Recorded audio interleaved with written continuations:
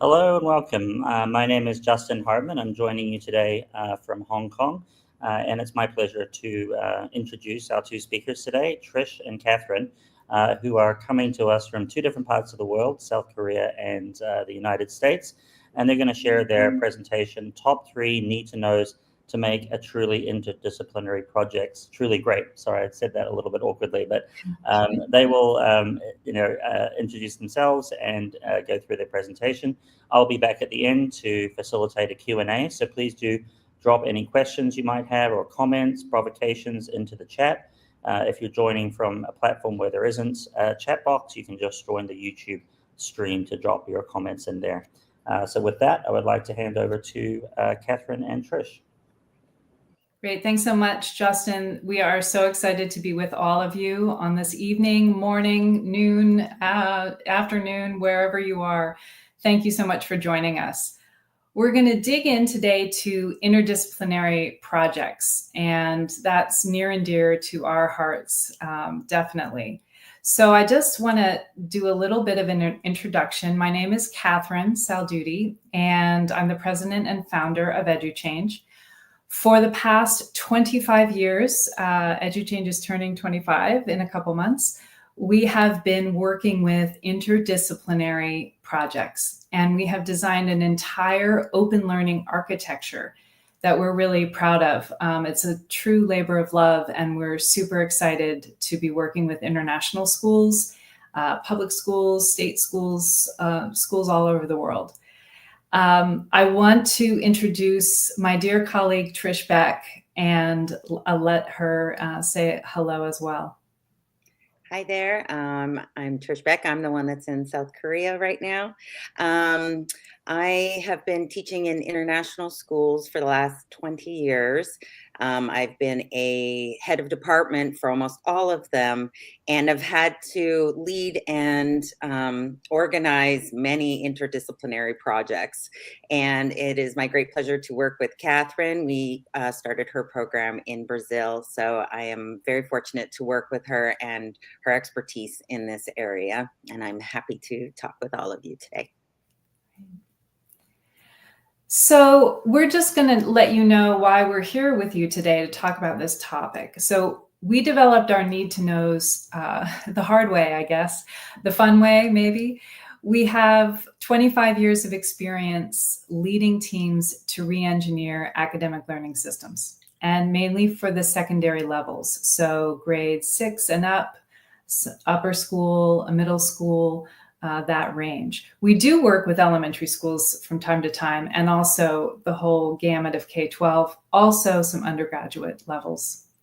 We now have developed over 4 years and over 2,500 pages of grades 8 to 12 science curriculum that is completely interdisciplinary and all professionally peer-reviewed.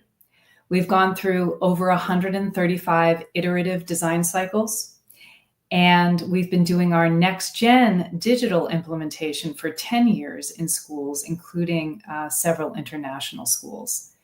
We've worked in over 1,200 classrooms globally, not including our own. So all of this today that we bring to you has built our open learning architecture, which is what we call all these little design elements that we're taking together to build learning experiences and also professional development for teachers, because they go hand in hand. So on the agenda today, we're going to have our 3 need-to-knows. We're going to share examples from our projects, and we also have resources for you to share in the chat. And also we have a folder of resources. And at the end, we're going to have a special announcement. So let's get started.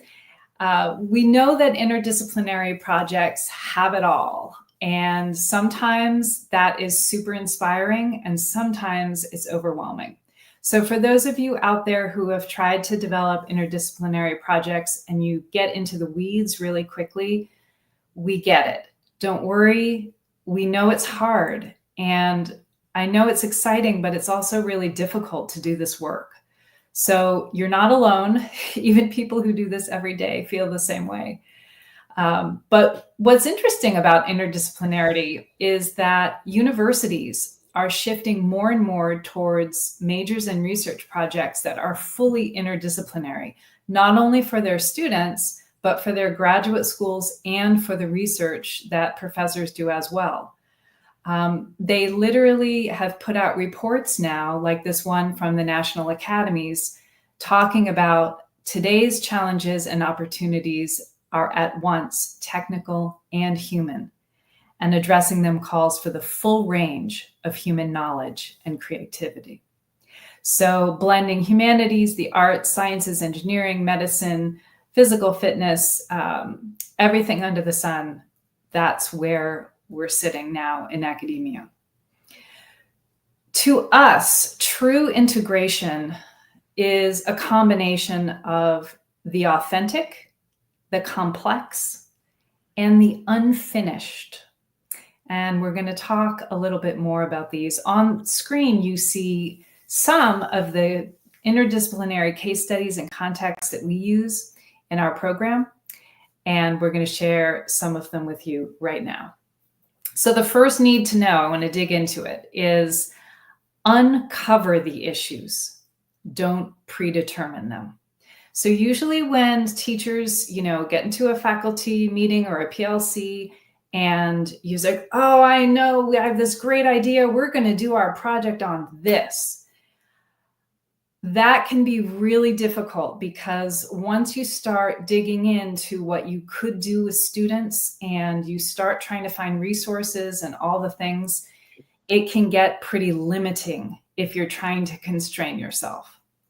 So instead, I want to share with you a video. I know it's black on my screen right now, but I want to share with you a video that was for us a while back, a hook.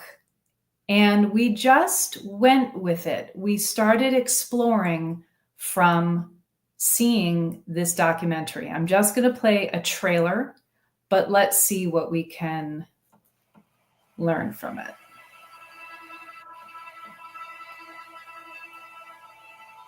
A veces cuando duermo sueño un río limpio.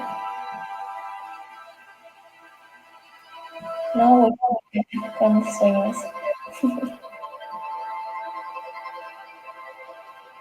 De Estados Unidos desplazaron muchas empresas acá y todo cambió. Desde la década de los 80, pues ya se consideraba un drenaje de las industrias el río Santiago. Pues no es un tanto cáncer que había, porque fíjense, murió mi nuera, murieron mis hijos, murió un sobrino de cáncer. Es un envenenamiento masivo por arsénico, que después de 18 días pues le llegó a la muerte. Nosotros queremos una vida digna. Eso es lo que nosotros exigimos de principio.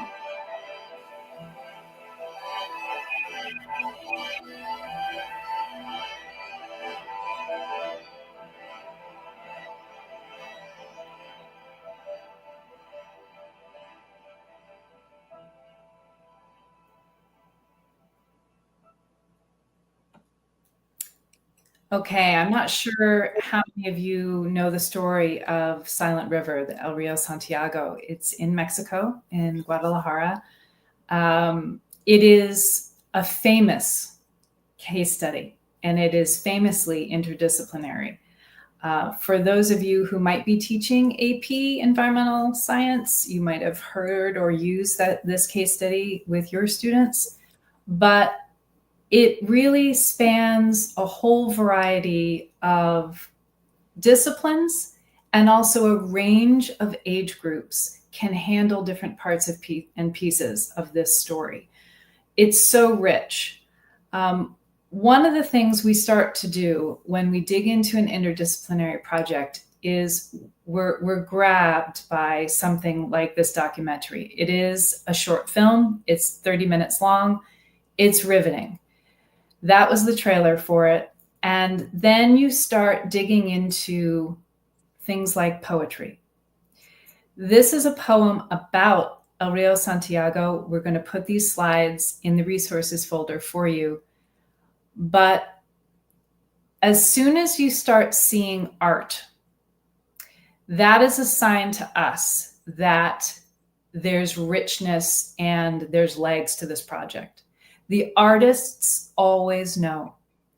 Artists are some of the most brilliant observers of humanity, and I know you know that, but when you're thinking about interdisciplinary projects, look for the art, okay? That can be something that tells you what is rich and worthwhile.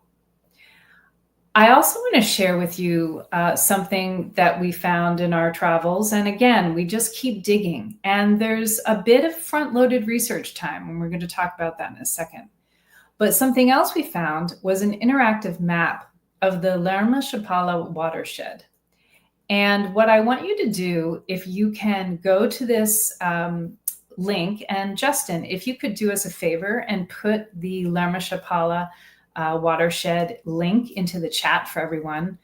If you have the ability to click on it, go to this map, zoom in the map. You can look on the lower right and you can zoom in. And as you move your mouse over this map, it will zoom automatically. Okay, so just spend 2 or 3 minutes moving around this map.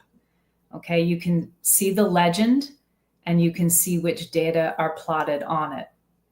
So this, once again, is just a screenshot. I don't have mine interactive, but yours is very interactive. And when we take a look at this, we can see sort of a zoomed in part, and then we can see sort of a zoomed out part on my screenshot. And this interactive map is something that we have students use. And it's something that we have to build up so that they can use. Because otherwise, if you just throw this at them, right, they won't know what to do with it.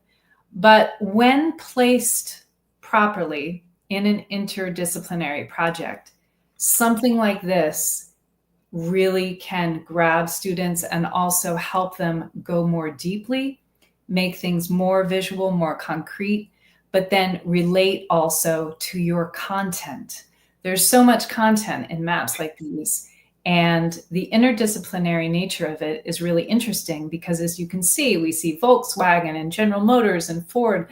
There's industry here. There's agriculture if you zoom around and look a bit. There's also all the geography, right? And there's also a lot of watershed science here as well. So lots to do with this interactive map. And you want to find things like this. That's also a signal that your topic, your rich research topic, is going to be fruitful for you and your students.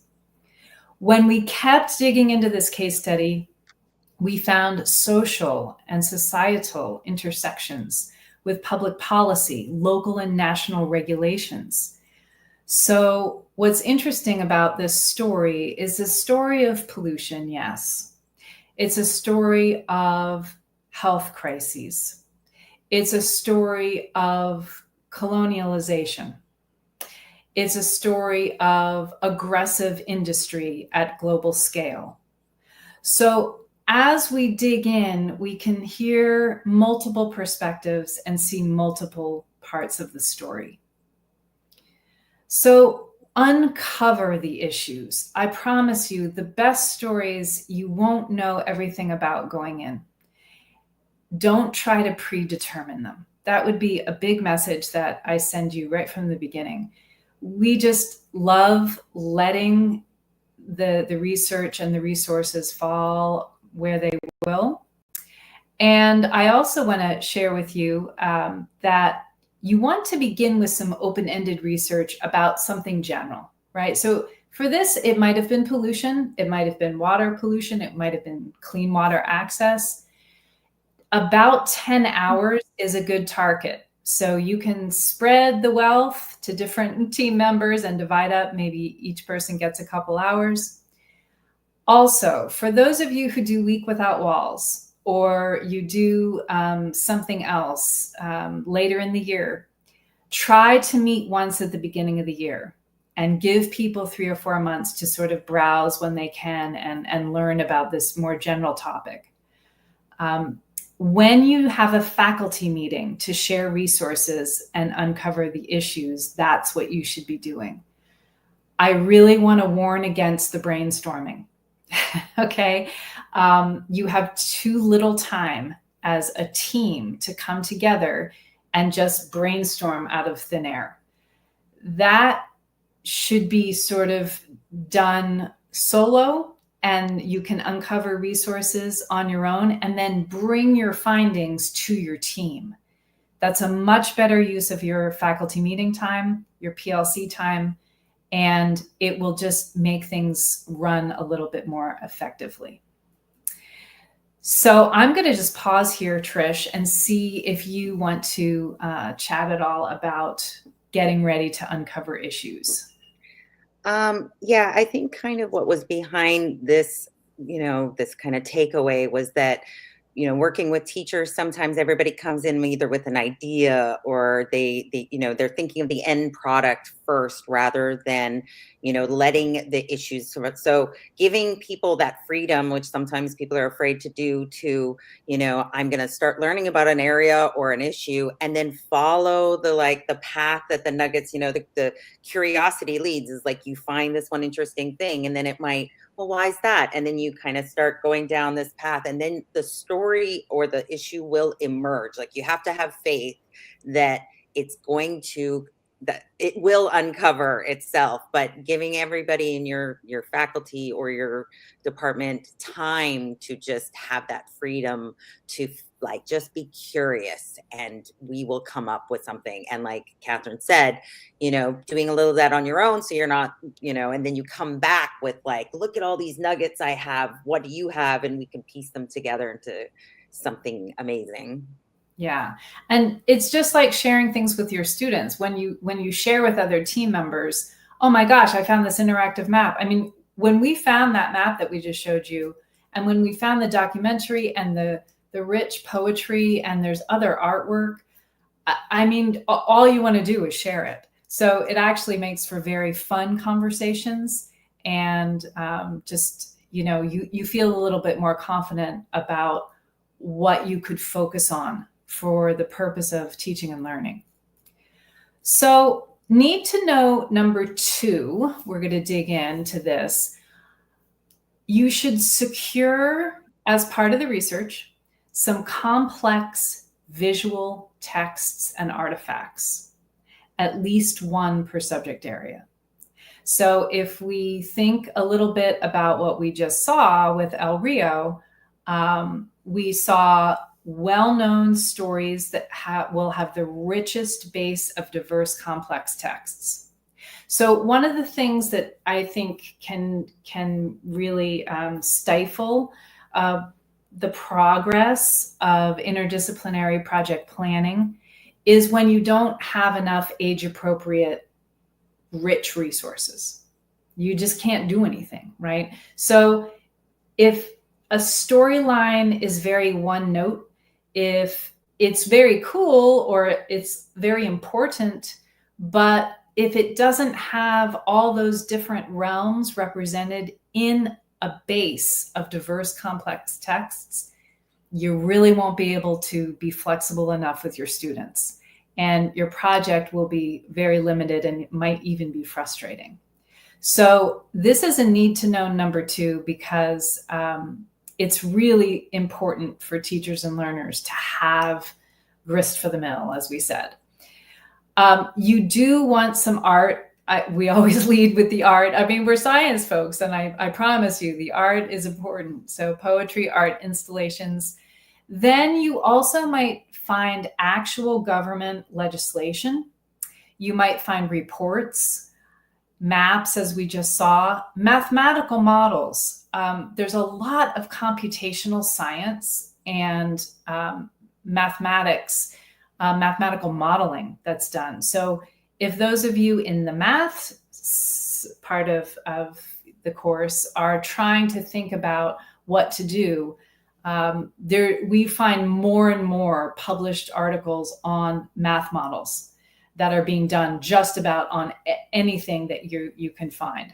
So while a 7th grader might not be able to handle all of that math, usually there are data sets and you can create some kind of linear graph, or you can maybe with 10th graders or 11th graders look at logs and regressions and things like that. They're out there. And if it is a rich text, you do not need many of them. That's the goal here.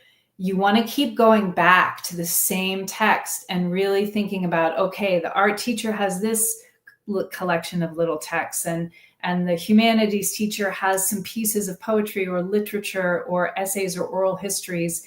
And then in social studies and history class, you might have great historic documents and primary source literature.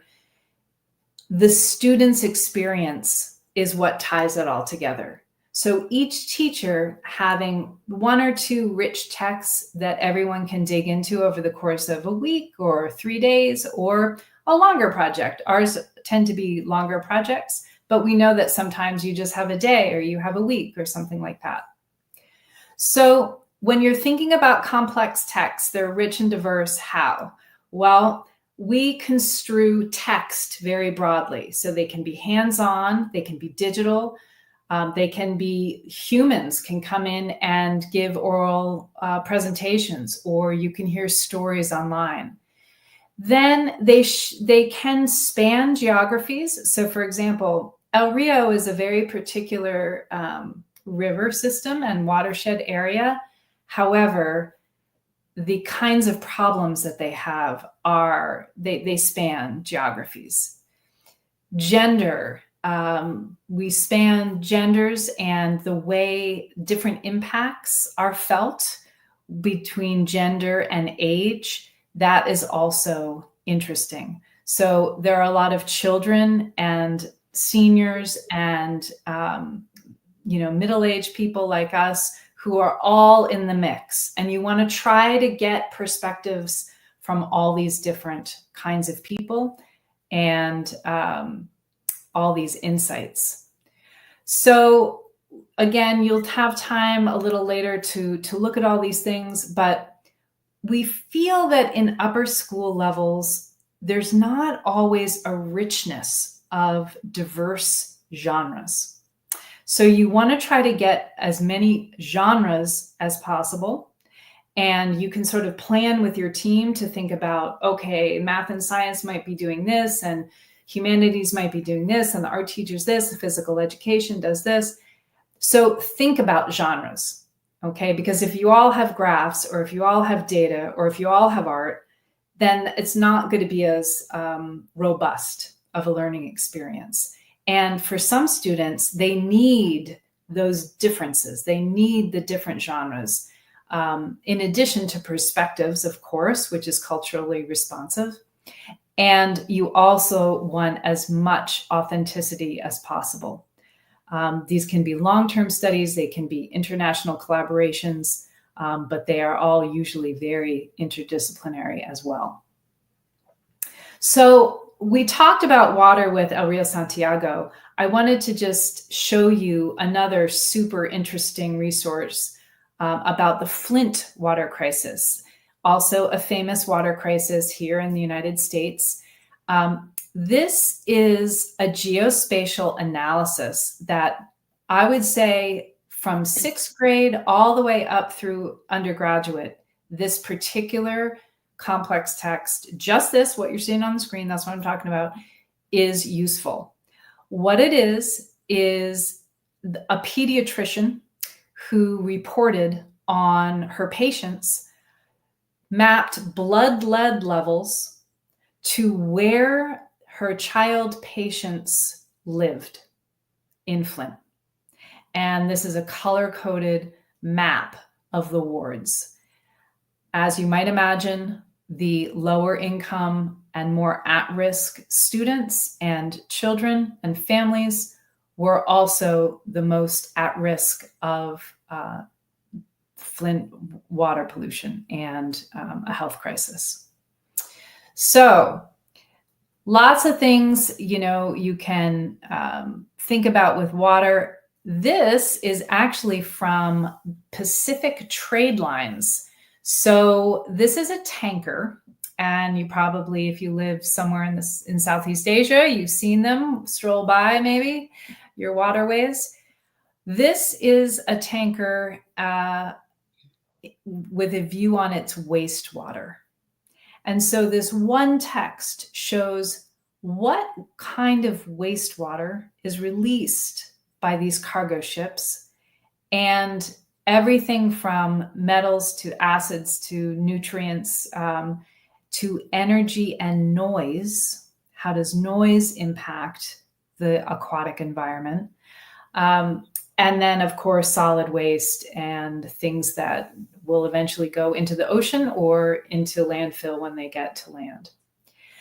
So again, I'm going to pause here for a minute and let Trish just talk a little bit about some visuals. One thing I wanted to just mention about this section is that I think you're aiming to get a range of materials that are also going to engage the kids emotionally, get them feeling what's there. If they see a video of somebody who's battling it, they have a hero of somebody there and that they're rooting for. I think, trying to get the students to move beyond just an external, I'm looking at data, I'm looking at that, and finding ways that they can link in with this material that you're showing them. And the more variety of those things that you can find, the more they get invested, and the more they'll find your project a lot more meaningful and authentic. So, No, thank you for that. That's really true. The research is very clear on this.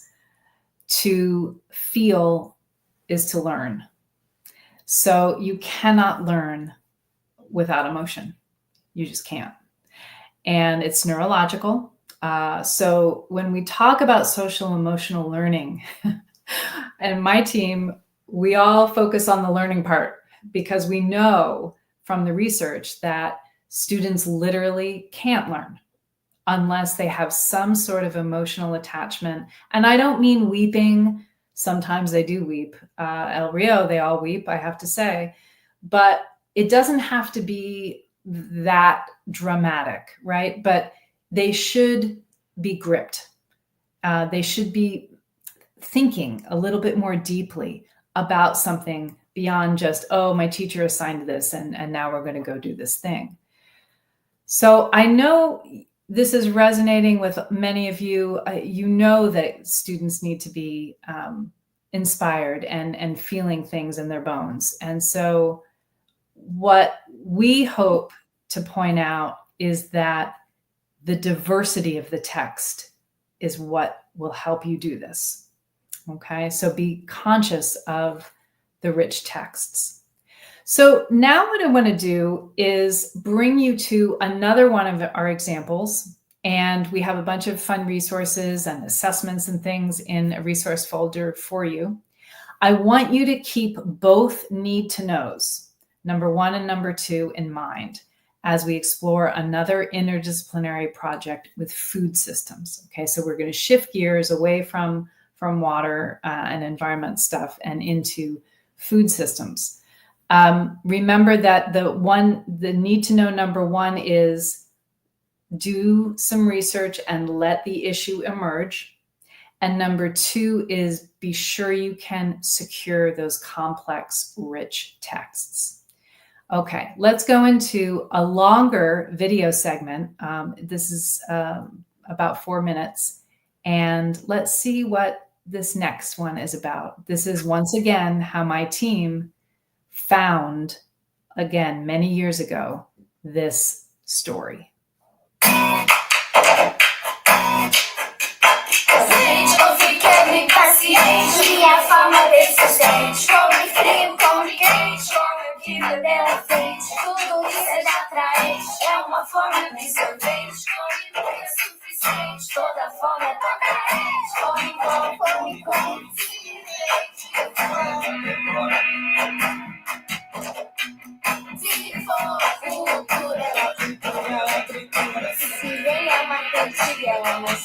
ela mastiga. É então pode ser something good.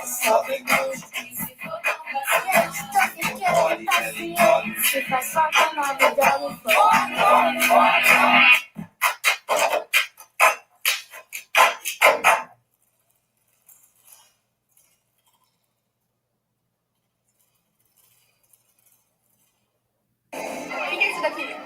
É uma cenoura. Eu odeio. É um rabanete? Os rabanetes? Picles. Quando foi a última vez que você comeu um melão? Essa fruta aqui, você sabe qual que é? Ah, mamãe. Um abacate, eu como muito abacate. Quem gosta? Isso daí eu não sei, não. Não sei. Não. Eita, tá difícil. Você gosta mais desse? Aham. E você, Dudu? Eu gosto desse. Não, mentira, eu gosto mais desse. Eu gosto desse e desse. Sabe o que é esse aqui? Abacate. Abacate? Quando foi a última vez que você comeu uma manga? Eu nem me lembro. You know, the question of where childhood obesity started and if this is truly an epidemic, I believe it started in America. And I believe it started because coming out of World War II, you know, before World War II, people made food, but coming out of World War II, and also a little bit World War I, we saw wartime technology needing to become peacetime businesses. And so we saw refrigeration and trucks and processed foods all coming as technologies out of the wars. And these big technologies needed to become peacetime big businesses. And when they did, we started becoming enamored in our country with this highly processed foods. And I think it started here in our country, almost ground zero, and it spread like an epidemic all over the world.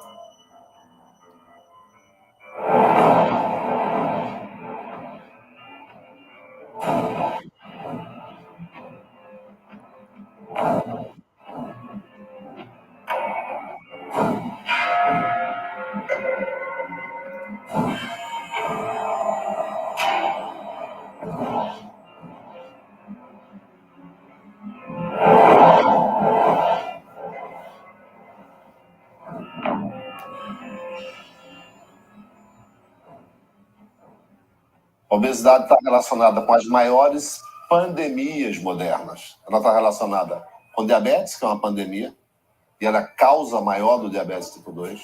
Ela está relacionada com as doenças cardiovasculares, que é outra pandemia, é a maior causa de mortalidade do mundo atual, e ela vem da obesidade ou do excesso de peso. Ela está relacionada com depressão, ela está relacionada com estresse, ela está relacionada com alguns tipos de câncer. Então, as grandes pandemias modernas têm na sua base o excesso de peso. Peguei no consultório outro dia uma menina de 9 anos com 62 quilos.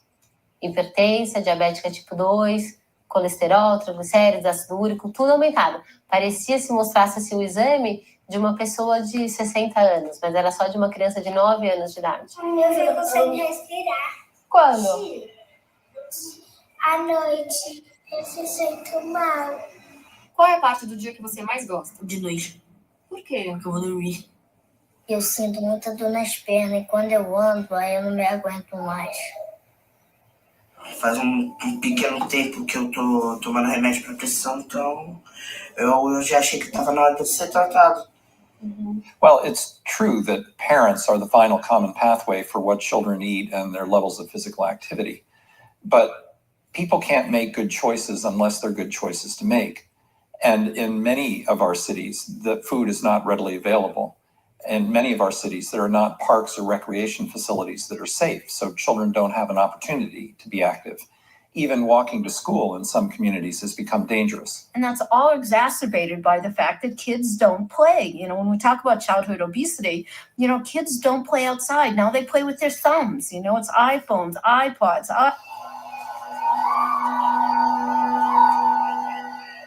Num passeio escolar, eu vi crianças comendo, elas estavam fazendo o seu lanche, elas estavam comendo um bolinho, e eu estava com muita fome. Então, uma das professoras me deu um bolinho para eu experimentar. Ele era muito artificial, muito ruim, um gosto excessivamente artificial. Aí eu deixei, guardei. E esse bolinho está aqui, ele tem 1 ano e meio, e de lá para cá, nenhum outro ser vivo se interessou por esse bolinho. Nenhum fungo, ele não embolorou. Ele até tinha um recheiozinho, e nem o recheio o fungo não quis. Quer dizer, nenhum outro ser vivo se interessou por esse alimento.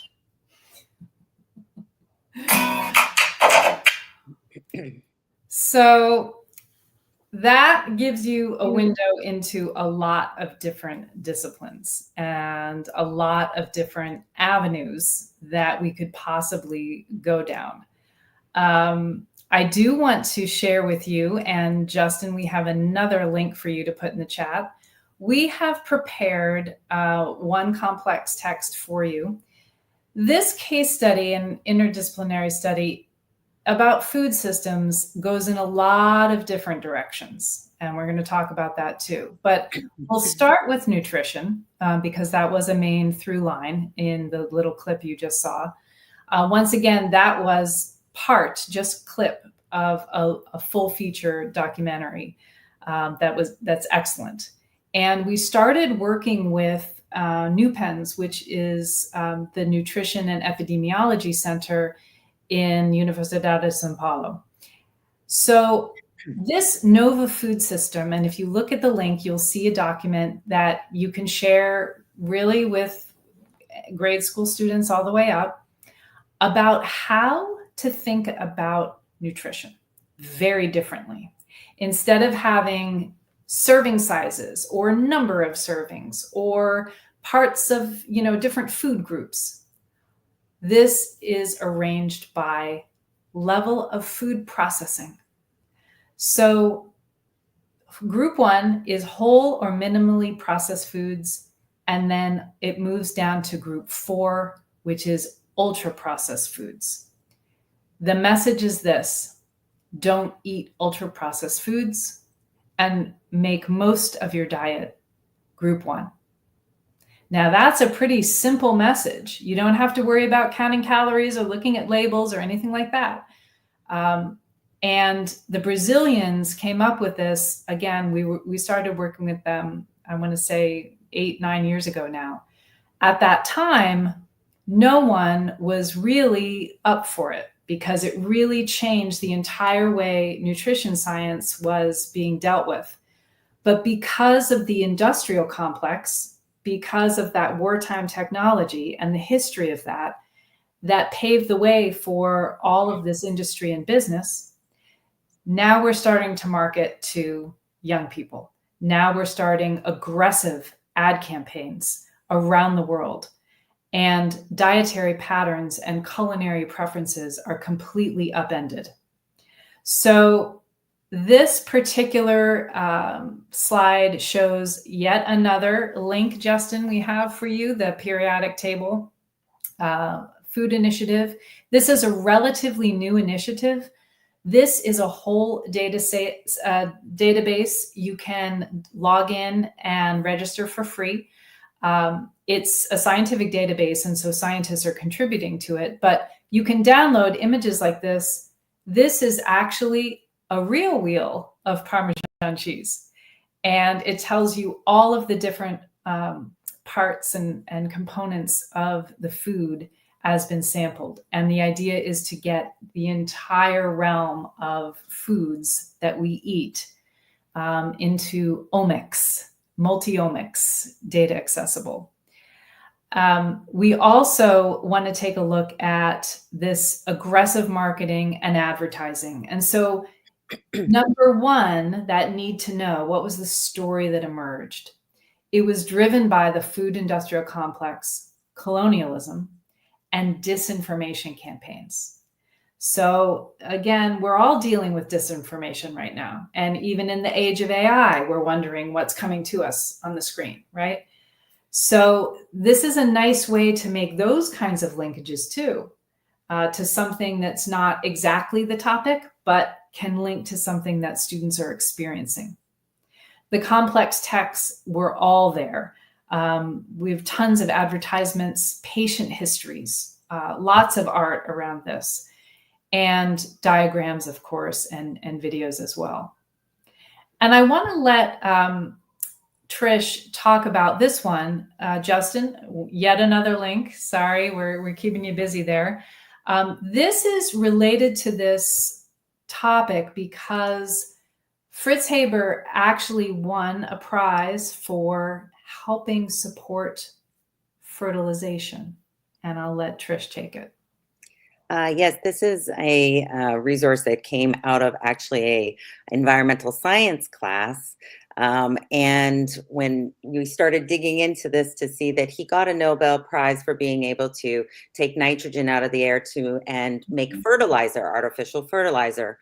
But when you dug into it a little bit further, we started seeing there was so much history and economics and more, and that he had, not only was he working at getting nitrogen out of the air, he also was using it to create for ammunition in World War II. And then he also had this whole dark kind of history attached with the Nazis, etc. So this, it comes to a really rich conversation in your class or a project in your class that ties together history, economics, chemistry, biology, geography, all sorts of things to look at this idea of a man who's been revered and been given a Nobel Prize for, his addition to chemistry, but he also had this huge negative impact and other side. So it also, there's a whole, moral issue and ethics at work there too. So it gets really, really rich. And of course the kids were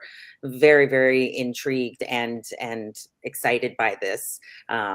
So it was a really great little project.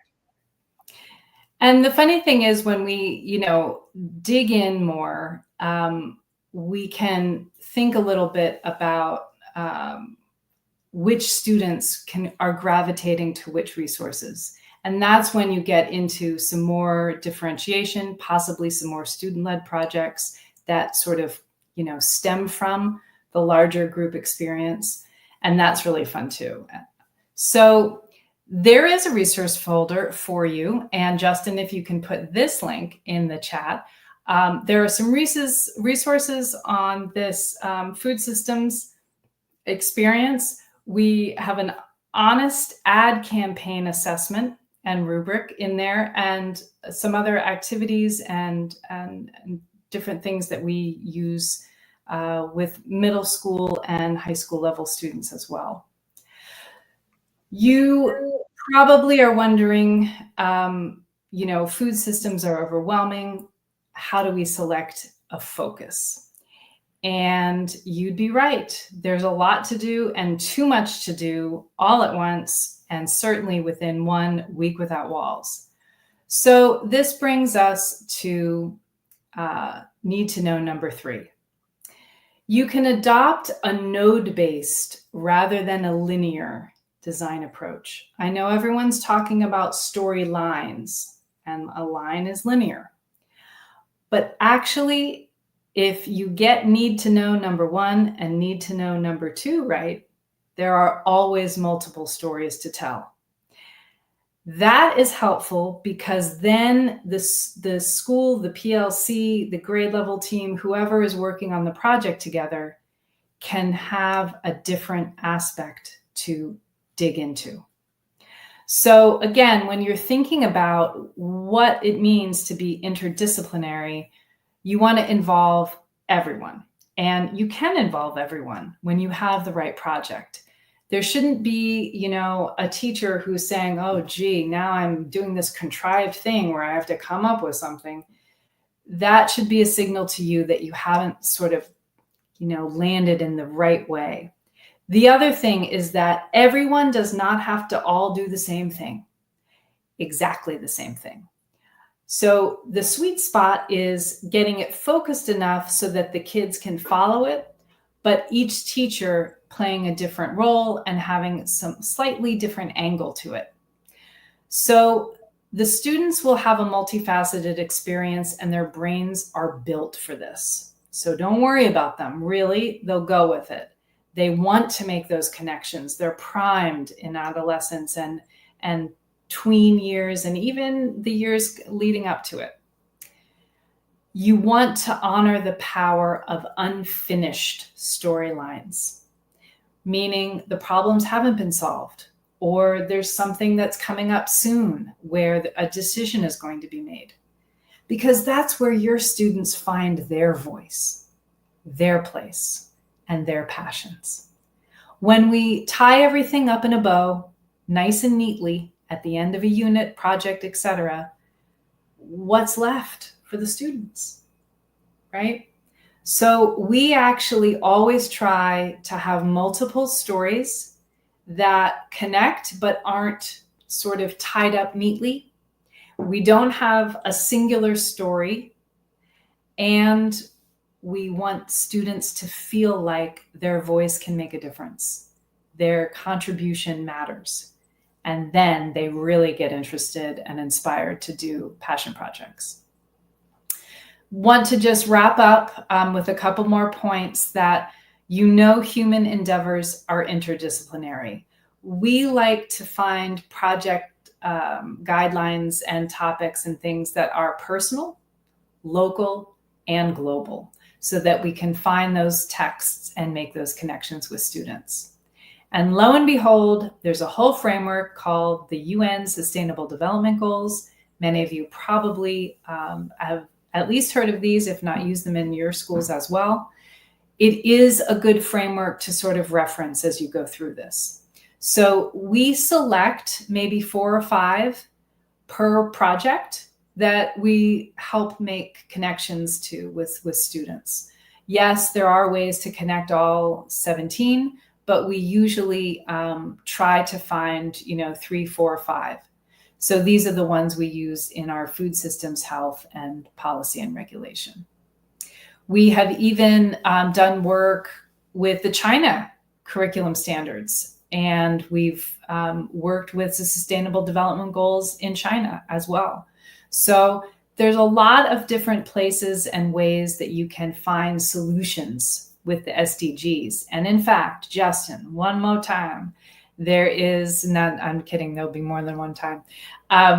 One resource we love is from Solar Impulse. You might have known the solar flight around the world.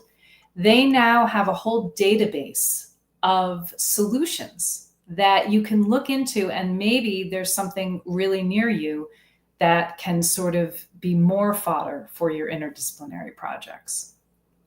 And so now we have a special announcement. Justin, if you could be so kind as putting this last EduChange project support link into the chat. We actually have at EduChange an R&D support offering. So if you would like help designing these projects and coming into the fold and thinking about what can happen with your projects, we want to lend a hand. And and I want to turn it over to Trish for a moment and see if you have anything else to add. No, not too much there. Just that, sometimes if you need a little help in the creativity and finding a little bit, we could help you a little bit from all the years of experience. So that's about it. Yeah. So the 3 need to knows for interdisciplinary projects. Number 1, uncover the issues. Don't predetermine them. Number 2, secure those complex visual texts and artifacts, at least 1 per subject area. And number 3, adopt a node-based rather than a linear design approach. It ends up being more inclusive for all the teachers who are working together on the project and for any community members and stakeholders who might be joining you as well.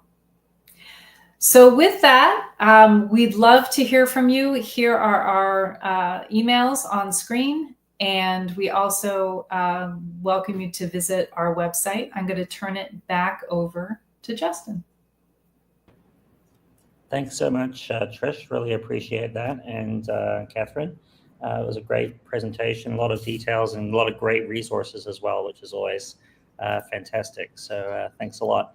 And I have, let me just change the video display here. We have time now for some questions. So please, if you have any questions, there's a few people, 25 people out there.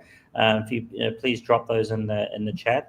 But I can kick it off and maybe just start by asking, I'm just kind of curious because the audience for this is mostly international educators, how this plays out differently in different contexts, in different local contexts, or is it does it more or less sort of translate fairly evenly or equally into different national environments? So we have never met a geographic location that didn't have a rich interdisciplinary project opportunity. I'm sure there might be one, and I think it's really just about allowing yourselves to do need to know number one, which is use some of these initial resources to find some things and then dig in. I'm going to let Trish speak to that as well. Yeah, it can be a little daunting. I know I've worked with a lot of departments doing group 4 projects where I'm not in my host country, and it may not be the language that we have, can feel like we can access things. But I think now, especially with so much stuff online and global databases and things, there is a lot more things you can do just from your department meetings without having to go there, without having to see. There's a lot more stuff available. And of course, now you also have Google Translate, etc. So you can translate some of the documents and things. But accessing the local teachers in your school, they know the issues around that country, talking to, putting out to your community and saying, like, does anyone's parent work with a certain organization or know of some, there's definitely things you can do, but you do have to be curious and dig a little. Yeah. Well, I think the potential there to plug into the local community is so powerful, right? When you're doing interdisciplinary type learning as opposed to, more off the shelf type of stuff, which might be decontextualized to the local culture and context. Yeah, and I will say, it's so wonderful and powerful to work with local partners. And we have made it, a part of our mission for the entire time we've been doing this. I will say, though, that the rest of the world doesn't work on a bell schedule, right? And so you have to really start trying to develop your ideas in the beginning of the year. Mm-hmm. So during orientation or during those early meetings with faculty, leaders, this is a message for you. Try to set aside some time, even if your trip isn't until spring, or even if your week without walls isn't until spring. Try to do it right in the beginning of the year to allow people to starting to get into it a little bit when they can. That really helps. And it certainly helps with the local partnerships. That's great. My other question is, I just wonder, in terms of interdisciplinary planning requires obviously interdepartmental cooperation, working together that you might not otherwise be doing. How do schools best allow for that to happen in terms of planning, in terms of, creating structures for that sort of collaboration? Mm-hmm. Well, a lot of times, and even more so since COVID, everyone's strapped and taking on multiple sections, and there's not a lot of collaboration time. So I'm not going to pretend that, just get everyone together and, spend the weekend together. Not everyone can do that. So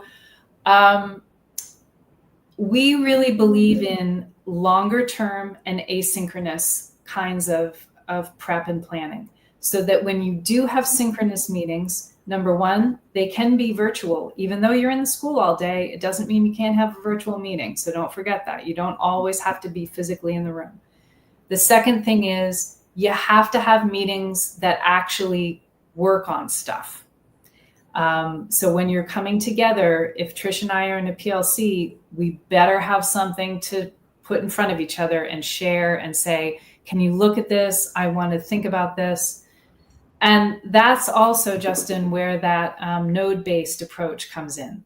The math teacher and the humanities teacher don't have to be, like lockstep.